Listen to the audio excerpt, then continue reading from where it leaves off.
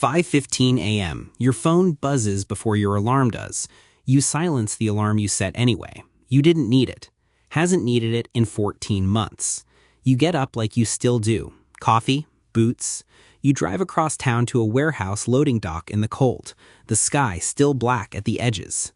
You clock in at the scanner like everybody else. You didn't have to do that either. In your back pocket, your phone is holding a number that did something quiet last night while you slept. Something your paycheck has never once done for you. You're 36 years old, standing at a conveyor belt with the option to walk away completely. You don't. The guy next to you, Denny, doesn't know. Your sister doesn't know. Nobody on this floor knows. 9 years of night shifts, every double you volunteered for, every raise you didn't spend, all of it, so you'd have an exit. Tomorrow you're clocking in again. So what did any of it actually buy you? It started with $300 and you almost didn't send it. 9 years earlier, you're 27, a Tuesday in February, the kind of cold where your breath hangs in the loading bay.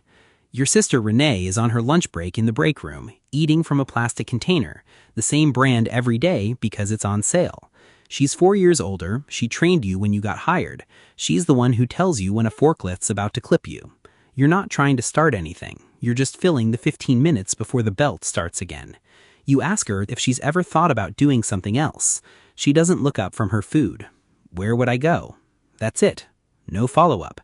No bitterness in it. Just a fact she's already made peace with.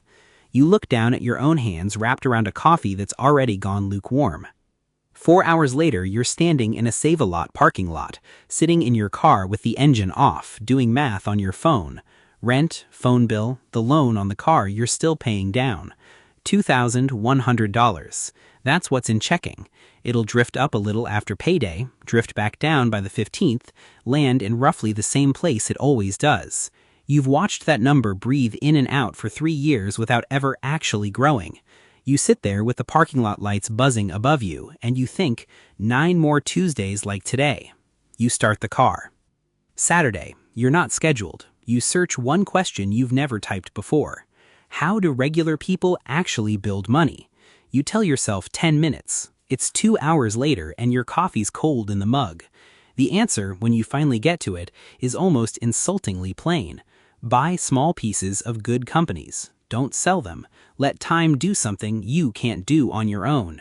You open an account. Your thumb hovers over a number, $300, almost half of what's sitting in checking.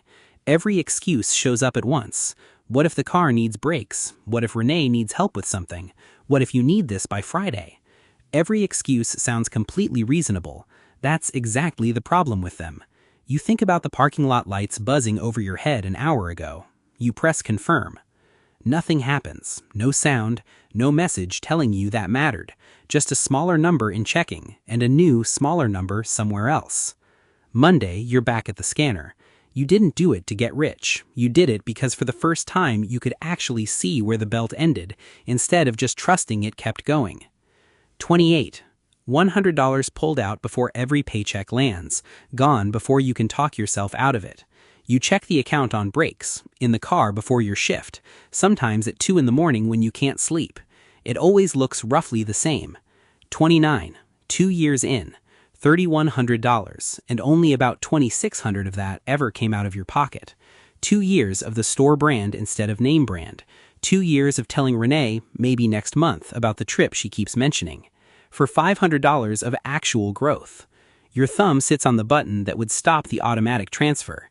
You look at it a long time. You don't press it, not because you believe in anything yet, because stopping would mean admitting you were wrong to start, and that's a worse feeling than losing the money would be. So you leave it running out of stubbornness. That's the whole reason. 30. A Wednesday, nothing special about it. A line appears in the app you've genuinely never noticed before. Dividend paid. $14. You stare at it longer than $14 deserves. It won't cover your gas for the week, but you were asleep when it arrived. You didn't load a single pallet for it. $14 showed up while you were unconscious in a bed 3 miles from this warehouse. That's the first dollar in your entire life that didn't cost you 8 hours of your body. You don't tell Renee. What would you even say? I made $14 doing nothing. 32. You make yourself a private deal. At $20,000, you'll tell her. Not to brag, just so she knows there's a door somewhere in this building. It crosses $20,000 in April. You're standing in her kitchen while she's icing her knee on the couch, another 12-hour shift behind her. You open your mouth. Hand me the remote, she says before you get a word out. You hand her the remote. It doesn't feel like the right moment. It never quite does. 33.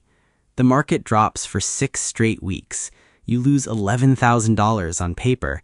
That's most of a year of automatic transfers gone in 6 weeks without you touching anything.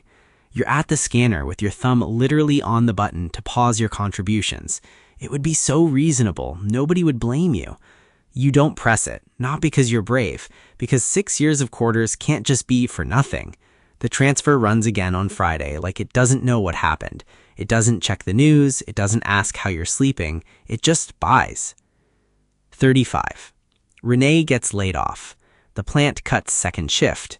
She sits at her kitchen table with unemployment paperwork spread out, and you sit across from her not knowing what to say, because the number in your account right now could cover her rent for over a year without you feeling it at all.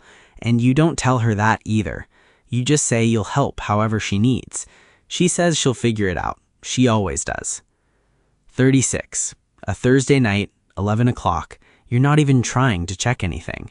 You open the app to see what you're paying for car insurance, and it opens to where it always opens. 2 numbers, side by side. What the warehouse paid you this year, $41,000. What the money paid you this year, $44,200. You read it once, you click into it like you don't trust your own eyes. You do the math yourself on your phone's calculator, by hand, like a man who doesn't trust the app either. Same number. 9 years ago you pressed confirm and felt nothing. You just felt nothing again. You get up and open the fridge and stand there in the light with the door open, not hungry, just not sure what else to do with your body. You say it out loud to an empty kitchen. $14. That's what comes out. The kitchen doesn't answer. Friday, you drive to Renee's after your shift, still in your work boots. You've practiced the sentence the whole way over, and you still don't have it right when you knock. She's at the table, doing a crossword under one bad light bulb she keeps meaning to replace. You sit down across from her. She asks about work like she does every week, and you almost let the question pass you by, like it always does. Renee, I need to tell you something. She sets the pen down. I make more from the money than I do from the job now. She doesn't say anything for a second. Then she asks the only question that actually matters, the one you never once asked yourself in 9 years of pressing confirm. What are you going to do with it? You don't have an answer, not because you haven't thought about money, because you never once thought past having it. She nods slowly, like that's a completely reasonable answer, like maybe it actually is. She goes back to her crossword. 7 letters, she says. Word for someone who doesn't quit. You look at her a long moment. You don't say the word out loud. You don't have to. She already knows what she is. Here's the part nobody tells you when you open that first account. The number crossing over isn't the finish line, and it was never supposed to be. Every dollar you didn't spend for 9 years bought one specific thing, and it wasn't a beach or an early retirement. It bought the difference between having to show up tomorrow and getting to. That gap between $41,000 and $44,200, that's not luck and it's not a stock tip.